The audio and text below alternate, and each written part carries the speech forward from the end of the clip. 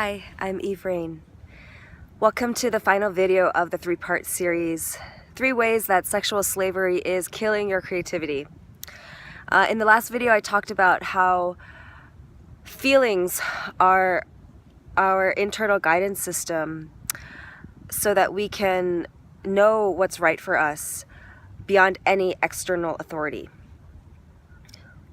So one way to overcome the tendency to get stuck in our feelings or being at the mercy of our moods, like I can't start that book until I'm inspired, that kind of thing, is to use creative expression.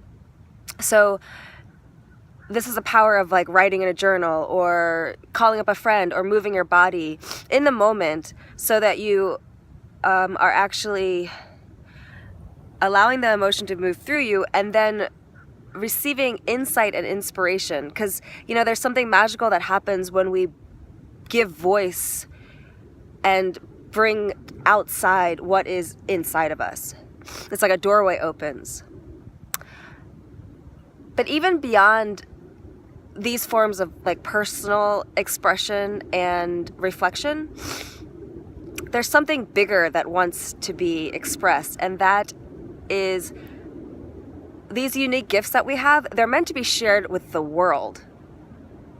And this is where most people are held back or get stuck because they don't know how, or they feel incapable of sharing gifts with the world, or don't even feel like they really have gifts to share. And this is because of shame. This is the third way that we're enslaved. We think that there's something fundamentally wrong with us. Like some form of the idea of original sin.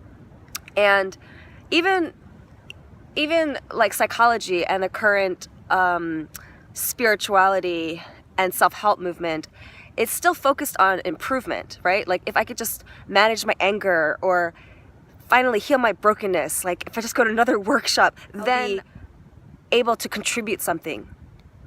And no, your vulnerabilities, all the things that you think are flaws, are your very medicine for the planet. Because the only way that we're going to change this cultural story, the one that has us all enslaved and that started the shame in the first place, the only way to change that story is by all of us sharing our unique perspectives. The shame that you feel, the unworthiness you feel, is never going to be healed unless you share your story, because that shame is not a personal problem. It is beyond your personal story. It is a systemic cultural issue. So the time of like the lonely artist, working in isolation is over. This is a collective effort. So if you are ready, if you would like support around